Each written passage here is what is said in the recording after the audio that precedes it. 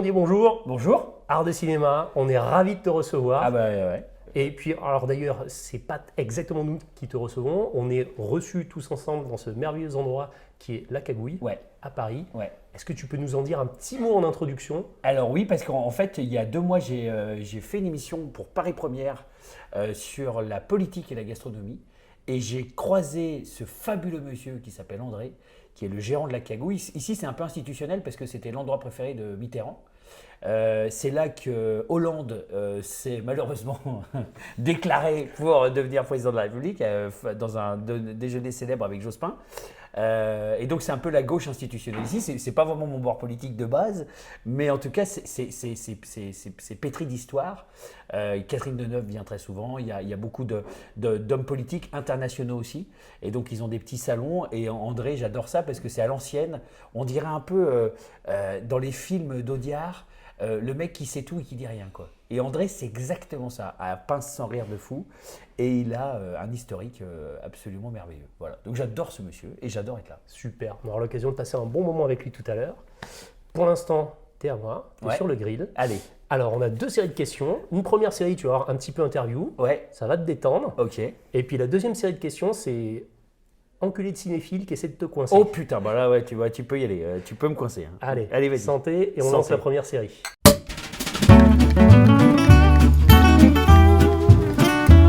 Punaise, foiré.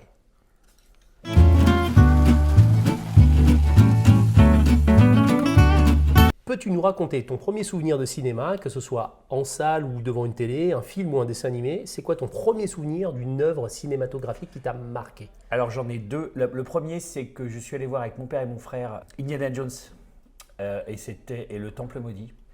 On est au Royal Saint-Étienne. Je découvre le cinéma par la grande porte. Je suis comme un dingue. Voilà, pour moi, c'est les blockbusters. Donc moi, je suis vraiment... quand j'ai vu par exemple Ready Player One de Spielberg, j'ai l'impression qu'il a tourné pour moi. Et mon pote Julien Zola, qui est pareil que moi, on était comme ça en le regardant.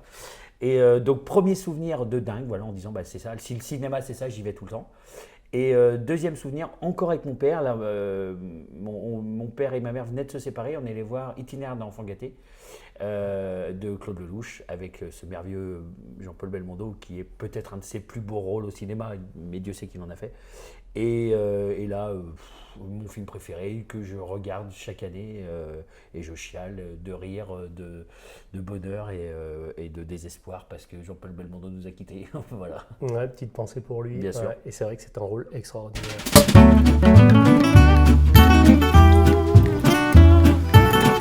Et aujourd'hui, est-ce que tu vas souvent au cinéma? Est-ce que tu as un genre de prédilection? Alors, je vais plus du tout au cinéma parce que malheureusement, j'ai une femme qui n'est pas du tout cinéphile et une fille qui n'est pas du tout cinéphile.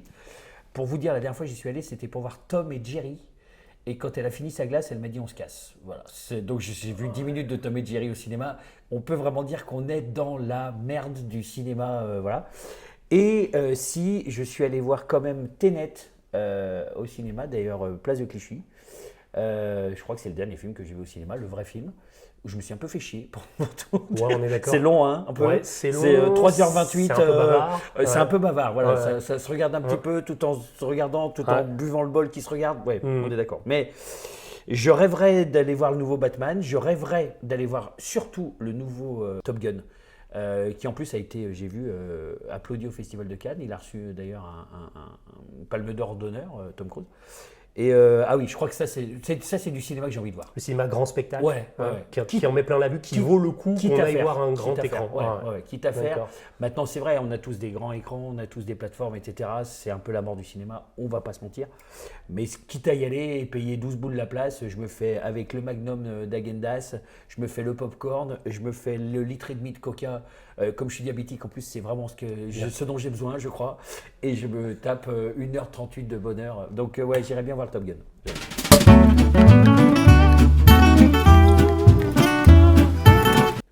Le personnage de Chicandier, rabelaisien impétueux, grande gueule, buveur, fumeur de cigares, semble tout droit sorti d'un certain cinéma disparu. On pense à Gabin et Bébel, puisque tu en parlais, qui n'ont pas le vin petit ni la cuite mesquine. Ça me faire beaucoup d'honneur, voilà. Mais oui, d'accord. Dis-toi bien que tes clients et toi, ils vous laissent à vos putasseries, les seigneurs. Ils sont à 100 000 vers de vous. Eux, ils tutoient les anges. ou aux aventures gastronomiques de Lino Ventura, de Bernard Blier, pour Ouais. ne citer que ça. Et à la fin du repas, et Dieu sait si c'était un repas, celui-ci dit « Je viens de découvrir une adresse fabuleuse ». Qu'est-ce que Chicandier doit à cette génération d'acteurs et au-delà de la génération d'acteurs, aux personnages à cette époque-là? Je leur dois tout. C'est exactement ce pourquoi j'ai voulu écrire, jouer. C'est ces gens-là qui m'ont donné. Moi, je me souviens. En fait, l'avantage, c'est que maintenant, il y a les images INA. Donc, on retrouve plein de vieux trucs qui ressortent. D'ailleurs, je remercie INA parce que donc on voit Gabin qui parle de Ventura, qui parle de Blier, ça parle Gamel. Je revois des documentaires sur l'aventure, c'est l'aventure, encore Claude Lelouch, où on expliquait qu'à l'époque, Ventura, c'est lui qui faisait les pâtes sur le plateau, que ça mouftait pas quand il faisait les pâtes. Je revois des documentaires sur, à l'époque, la Colombe d'Or, à l'époque où il y avait Montand, Simone Signoret, et ce qu'ils mangeaient là-bas. Moi j'ai toujours pensé, et d'ailleurs le Covid nous l'a montré, que la gastronomie, le théâtre, le cinéma, c'était intimement lié. Pourquoi? Parce que quand on va au cinéma, derrière on fait une bouffe, quand on va au théâtre, derrière on fait une bouffe, et en fait, tous les acteurs, tous les gens de théâtre, ils ont toujours un endroit qui est relié à de la brasserie, à de la bonne bouffe. Donc en fait, c'est intimement lié. On va au cinéma, on bouffe. On va au théâtre, on bouffe. Et quand on bouffe, on parle de bouffe. Voilà. Ça, c'est ce que disait Blier. Il disait, moi, les seules fois où je parle vraiment de bouffe, c'est quand je suis à table. Et on parle du prochain. C'est une quoi. spécificité française aussi, d'ailleurs. Euh, On nous le dit souvent. Hein. Et peut-être. Mm. Moi, je sors d'un restaurant, je vais voir quand même le menu d'en face, quoi. Voilà, c'est-à-dire, je regarde en disant ah oui, petit foie gras poêlé au, d'accord, non mais à retenir. Donc ouais, c'est moi c'est une obsession. Je me lève le matin en me disant qu'est-ce qu'on bouffe. Et ma femme est pareil, c'est ce qui nous unit. Voilà.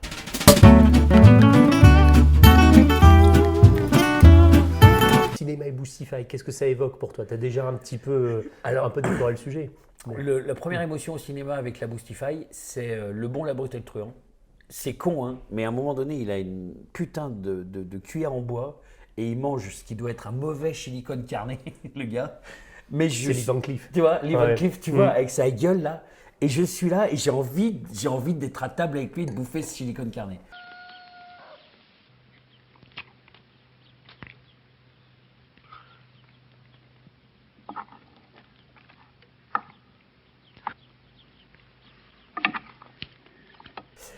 C'est la tartine que font les tontons flingueurs, alors que c'est pas bon hein, ce qu'ils bouffent. Hein. Ils tartinent, comme on dit, les tâches Ils beurrent les ménagères sandwichs. ne sont pas sans noblesse, tu vois, mais Mais dis donc, on n'est quand même pas venu pour beurrer des sandwichs. et donc voilà, et là, des gens qui ont su sublimer la bouffe, bon, il y a Marco Ferreri, mais là c'est dans le suicide, mais par contre, voilà, tu as les 12 travaux d'Astérix, quand le Belge il arrive avec le canard aux olives, etc. Et puis je trouve que celui qui a sublimé la bouffe, c'est Étienne Châtiez dans Le Bonheur est dans le pré. C'est-à-dire que là, c'est exactement ce que j'aime, moi c'est les logis de France. Tu sais, c'est quand tu arrives, tu es avec un pote, on s'est fait souvent avec mon pote Sylvain, tu te mets là, et tu t'installes en rentrant de l'île de Ré au mariage d'un de nos potes, on s'est mis logis de France. La petite carte, elle est simple, tu as entrée, plat, fromage, dessert, et ça grille, il y a la petite sauce, il y a les petites frites, il y a la petite béarnaise. Voilà, et je trouve que Châtillaise l'a très bien fait dans le Bonheur dans le pré parce que tu as envie de. Ça, c'est au rendez-vous des. Oh putain, je sais pas comment il s'appelle le resto, mais tu as envie d'y être. Tu as envie d'y être avec ce merveilleux. Daniel Russo. C'est Daniel Oui. Russo qui fait le gérant, mais il donne, puis il fait comme ça. J'ai fait des petits rognons, rosés à l'arête comme tu les aimes. Putain, t'y es, voilà. Tu vois, il y a toujours un petit déglaçage au cognac ou off, voilà. Ouais, et j'ai dit là, il m'a donné envie de manger, d'être à table avec eux. Et c'est assez rare parce que les gens savent assez peu filmer cinématographiquement, je parle, la bouffe. Et là, je trouve qu'il l'avait fait d'une manière fabuleuse. Est-ce que c'est ça ta scène préférée de repas dans un film? C'est celle-là? Ah, ma scène préférée, c'est quand justement il dit qu'ils font un détour pour aller chez Trois Gros. En plus, Trois Gros, on connaît, c'est à Roanne, je suis de Saint-Étienne. Et donc, quand il fait comme ça, là, donc ils sont censés d'aller à un point A vers un point B, et en fait, ils s'éloignent pour aller bouffer. Et l'autre, il fait, bah, c'est 80 km, l'autre, il fait, wow. Voilà. Voilà. Ils parlent pas de bouffe, mais en fait, c'est ma scène préférée, parce qu'en fait, la bouffe, elle est omniprésente dans leur tête. Et quand à un moment donné aussi, il arrive, il retrouve son copain qui est Michel Serrault, voilà, grand personnage, et qu'à un moment donné, il l'embrasse, et il dit, dis donc, t'as les naines un peu chargées, toi, pour 9h du matin. Voilà, j'adore. Le mec, tu sens qu'à 9h du matin, il a déjà mangé de la rillette, de la terrine, du pâté de machin et qu'il a bu de cognac. Quoi. Ça, je m'incline. Je mets mon genou au sol.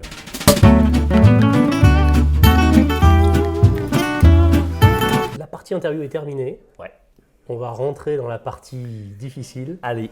On a classé ça dans un petit crescendo de difficulté. On a fait un test hier dans le train avec Max. J'ai refait un petit peu le classement. Ouais. Tu vas me dire ce que tu en penses. On y va. 5 Allez, questions, allez, 5 réponses. allez. On va voir comment est ta culture Oh. gastrono-cinématographique. Allez, on y va.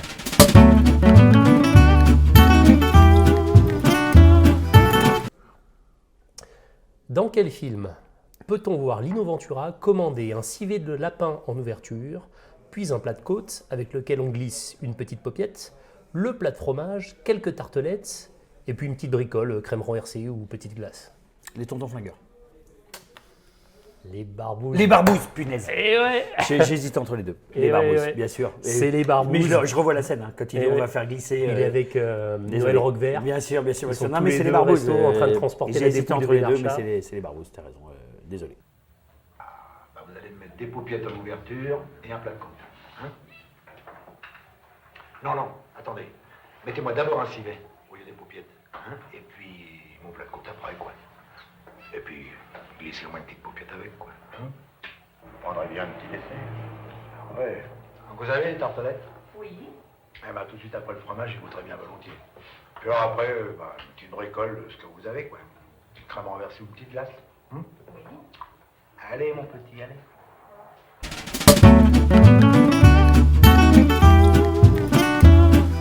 On part à l'international. Ouf.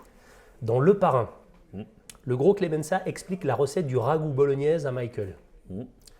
Une goutte d'huile, tu fais revenir un peu d'ail, tu ajoutes des tomates fraîches et en boîte, tu fais revenir sans que ça attache.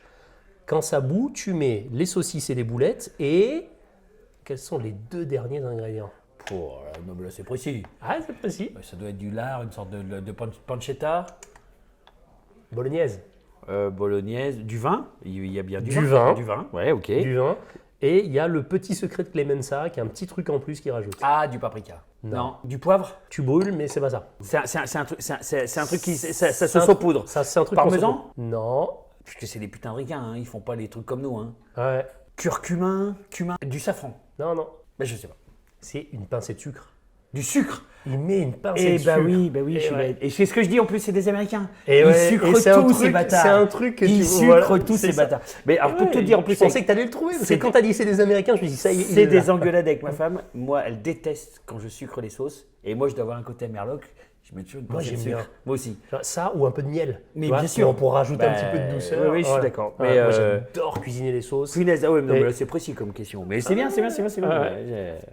C'est bien. Donc 2-0 pour toi. Allez, je me rappelle. Dans La Grande Bouffe, Oui. comment meurent successivement Marcello, Michel, Hugo et Philippe? Ah, t'es pas obligé de les sortir dans l'ordre. Les 4, voilà, ils sont partis pour en Crise finir. cardiaque. Il y en a qui s'étouffent. Il y en a un qui s'étouffe. Ouais. Ça, tu l'as, c'est Hugo qui s'étouffe Ouais. avec une terrine de foie Ouais, il en s'est- forme est de dôme de magnifique. Saint-Pierre. Il y en a, il fait pas un arrêt cardiaque comme ça. C'est pas un arrêt C'est cardiaque. pas un arrêt cardiaque, c'est quoi? C'est pas loin. C'est un sujet que tu connais. C'est un truc. Il bande plus. Ça pourrait être. Il y en a un qui bande plus. Il y en a un qui bande plus à un moment. Oui, mais bien sûr, je Ouais, sais. ouais. Mais ils en parlent. Ils en parlent. Ils en parlent des artères qui se ouais, bouchent et tout. ouais. C'est Diabète. Il y a là, Philippe Voilà. meurt d'une crise de Diabète. diabète. T'en as 2 déjà. Et j'en ai 2. Il y en a un, il tombe, non? Il y en a un, il tombe, hein, c'est ça. Et Ouais. il se brise dans les escaliers ou je sais plus. Sur la rambarde, voilà. Il y en a un qui tombe, Voilà. mort violente. C'est ça. Ça, c'est Michel. Ouais. Et le dernier, il meurt de froid. Il meurt de froid. Il meurt de froid dans sa décapotable. bagnole, putain. Voilà. Ok, allez, 2-1, c'est bon, je remonte en selle. Oh, Moi, quand même. je me souviens de cette actrice qui s'appelle Ferréol, Andrea Ferreira. Andrea Ferréol. C'est ça. Et je me revois, ouais, c'est ça, j'ai une vingtaine d'années quand je l'ai vu.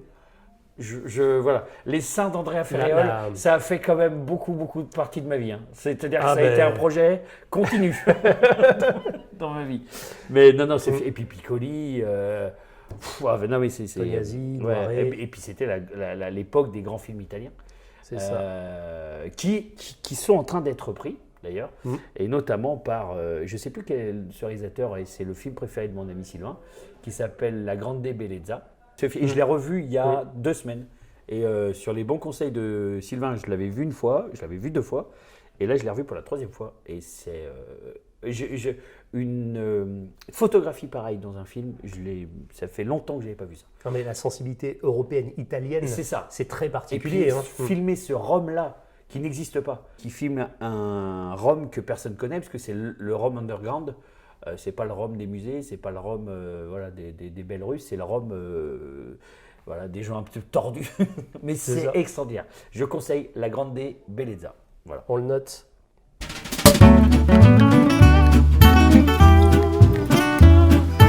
On monte un peu encore en difficulté. Vas-y. Il était une fois en Amérique. Oh punaise, oui. Sergio Leone, Oui, 1984. bien sûr. Dans Et- quel but le jeune Patsy achète-t-il une Charlotte russe à 5 cents, la plus chère? Et est-ce qu'il il arrive à réaliser ce but? Bah, j'imagine que c'est pour fourrer. Quand on achète un truc, c'est toujours pour fourrer. Donc c'est pour séduire une jeune demoiselle. Tout à fait. Et est-ce qu'il y arrive à ce but vu que les films sont toujours tragicomiques? Non, il n'y arrive pas. Bravo, oh ouais, tu l'as.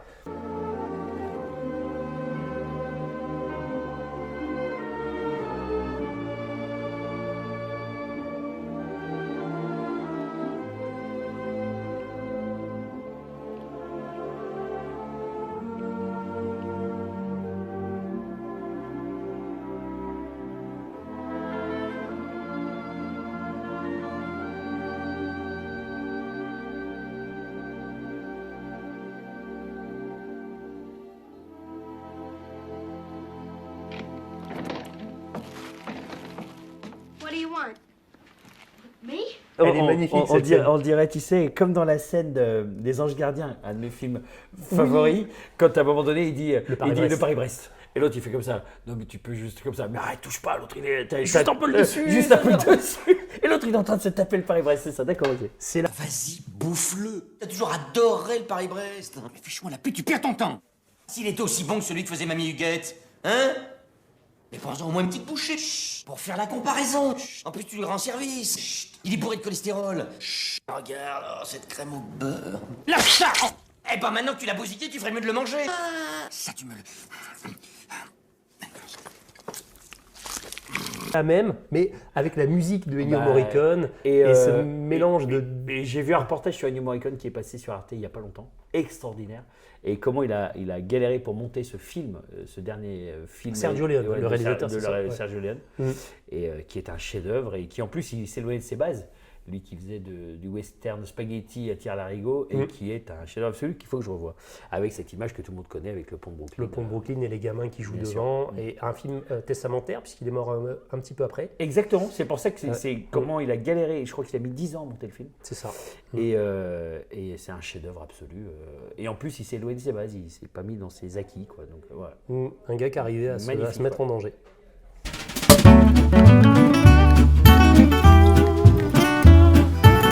À ronde finale. Allez, on est à 2-2. Hein. Ouais, c'est bon. On est à 2-2, balle de match. Dans l'aile ou la cuisse, Oui. 76. Ouais. Quel vin Charles Duchemin, Oh, du guide joué par du Louis de chemin, Funès, ouais. voilà, arrive-t-il à identifier sans même avoir à le goûter dans la scène finale? Si tu me sors le terroir Alors- déjà, je te donne le point. Alors, c'est un Bordeaux, c'est sûr et certain. Belle robe vermeille, un peu violette, bel éclat. C'est un Bordeaux. Un grand Bordeaux. Ça, c'est sûr et certain. Et il dit, c'est un. C'est un. Putain, avec la gueule de Funès. Sylvain connaissait cette tirade par cœur. C'est un. C'est un. Alors, c'est pas un Pétrus, mais ça doit être c'est un château. Ça y est, château. C'est un château. Ça peut être du Lafite Rothschild, ça peut être du Cheval Blanc, ça peut être du Pessac-Léognan. Non, La Tour. C'est pas un château, La Tour. C'est pas la tour. Cheval Blanc? Non. C'est un château. J'ai la phrase, Mais j'ai pas la fin. Le vin, c'est la terre. Le vin, c'est la terre. Ouais, le vin, c'est d'abord la terre. Donc là, on voit bien les. Oh non, mais je me perds. Mais t'as la région. Non, mais Bordeaux, c'est sûr, c'est Mm. sûr. Et en plus, je l'ai vu il y a pas longtemps. Je l'ai revu, le Louis-Lecus, il y a 2 mois. Ah, j'aurais pas. C'est un château Léoville-Las Cases Léoville-Las Cases, punaise. qui est un. Qui est un. Bordeaux, c'est quoi? C'est un comme un. C'est un Médoc. C'est un Saint-Émilion. C'est un Saint. Julien. Saint-Julien. C'est un Saint-Julien. C'est un Saint-Julien. D'accord, ok. 53. 53. C'est un Saint-Julien. Château Léoville-Las Cases, 1953. Ah ouais, punaise. Ouais, non, là, mais je vois sa gueule. Je vois sa gueule. C'est un. Voilà, avec Coluche, qui finalement est pas si mauvais. Il est même très bon. Il est même très bon. Il arrive à. Grosse pression pour Coluche à l'époque, parce que quand il est arrivé sur le film, on lui disait Tueur de Funès, c'est un tyran, il veut tirer la couverture Totalement. à lui. Et en fait, pas du Ils tout. sont entendus comme Ils larrons se en sont foire. super bien entendus. Et il y a une anecdote sur Coluche que j'adore. Parce que Coluche, en fait, il y a eu avant Coluche et après Coluche. Et il y a eu la période charnière, c'est 81 quand il s'est présenté. Et qu'en fait, on ne savait pas vraiment s'il se présentait, s'il ne se présentait pas, si c'était de la blague ou pas. Lui-même, à mon avis, parfois, c'est un peu perdu. Et en fait, tous les gens qui ont connu Coluche avant disaient c'est un personnage qui n'est pas très sympathique. Éminemment drôle, mais pas très sympathique. Et quand il a fait sa Grande Dépression, et qu'après, du coup, il a fait ce fameux film de Claude Berry que tout le monde adore, Ciao Pantin. Ciao, Pantin.